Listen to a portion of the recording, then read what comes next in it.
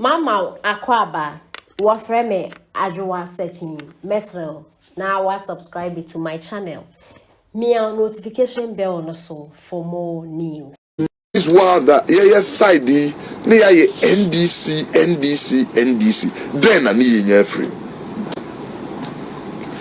Are you surprised what is going on in Volta region? Agenda 111.82 in a Volta region enya.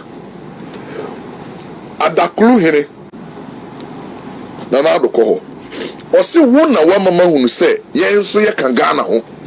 Nana no very old when you pa. Osi one MPP aban ba na anu in wa ma yensuo. Ba start wona obe create district no ma yen. Who created district we no wa ma yensuo. O ma yensuo we agenda 111 e na yekoso yi. District court fufura wusi wesi biya mai. Just say adie biya papa na de ohene no or say anything government is you. Me can MPP is you na the time. So until you came in 2017, Nadaklu had nothing government. It was just a constituency under who.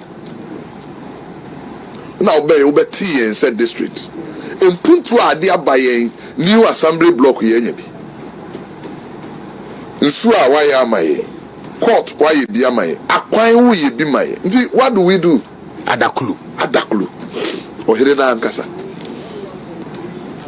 But we have voter regional MPs into Kwasi Parliament and they are leading it. And now me video bu oni am be MP voter region MP baako. Osi what train say akonwa a ono koya a wode ne nsa som say what na so no be kwa to MPP ni bi oso obabu no. A video betima your parliament is there. A video ha sisi you ha. What is disgusting. Now we are MP. Ni pass a lie akoto abama o. Ahemfu wo ukrum. Asofo wo ukrum. Hwe adwuma ahodo e wo ukrum. Na ya to aba you say kosi ya nan wo mrahye badwam. The only thing I bet me dey aton ukru no ene se me kontokwa parliament. But then these MPs not nyansa, actually maturity. Miti afenyo mark and say yes, that's the difference. Remember be the regional House of Chiefs Vice President.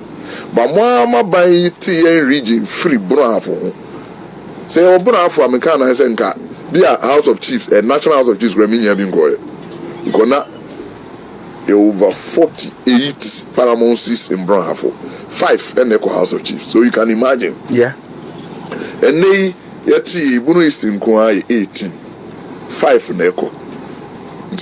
Send ya Hari Aba. Yeti Ehono, be the vice president. Now no ye kwa about us.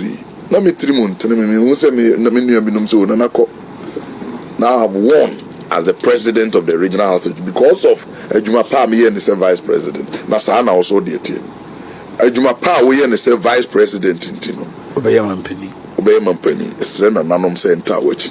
And he insisted say na chairman fungun samfanka ho. Fena nanom ma Dr. Baumia. And osres on no kra wa asumsem ti bekodem kakra. And it was across ahemfunu nyina obiye ka yekohia ohene baako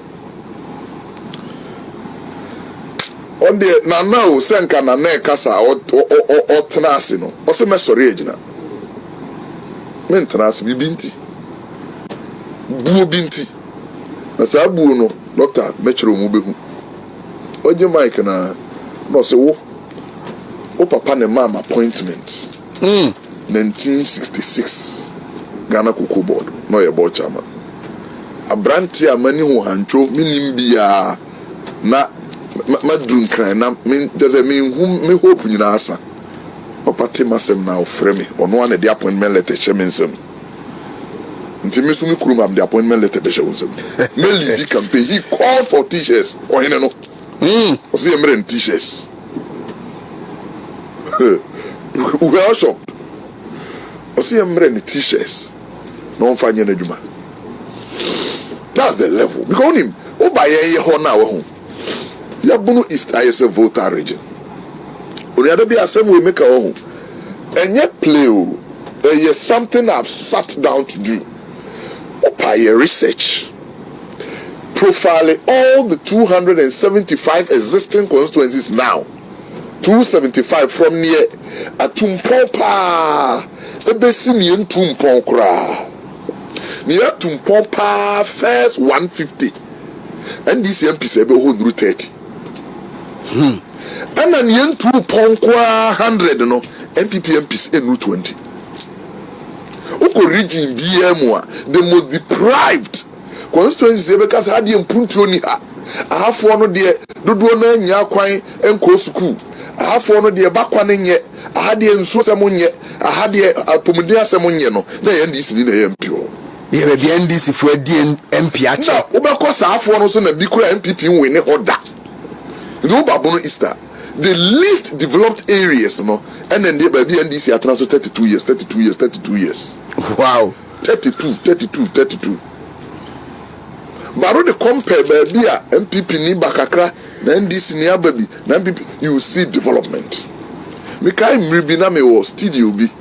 A program discussion. Then I'm afraid the then NDC national organizer, I'll be a chairman. Honorable Samuel Fuzampov.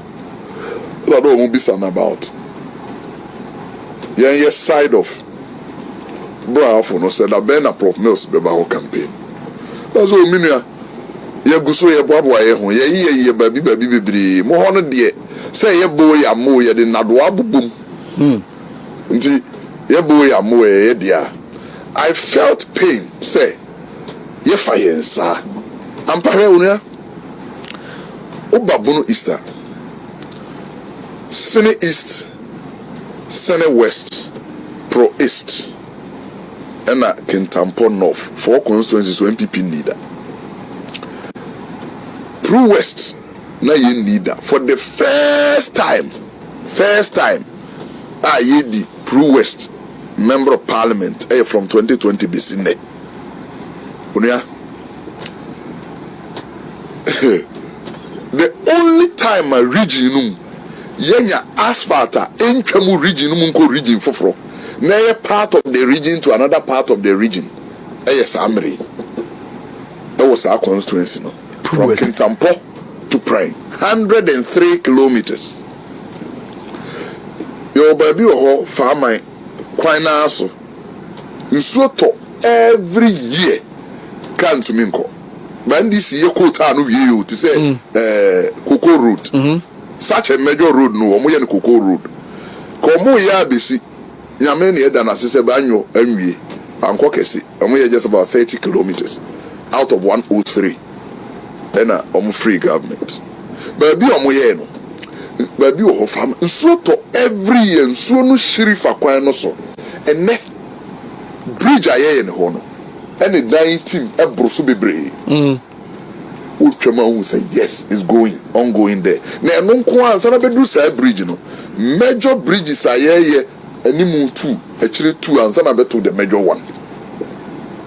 By baby NDC aye we attendance every home. But nay sa asphalt no from Kintampo to Prime 103 kilometers. But the whole region asphalt are not a womb. Ni free yene akomadan hye so afrancho saa betwam techima ya kusi ben kurumye ni bupe na say ekotamale the road from Kumasi Tamale eno na asphalt e wo Bono East but ne it you feel say na no aye call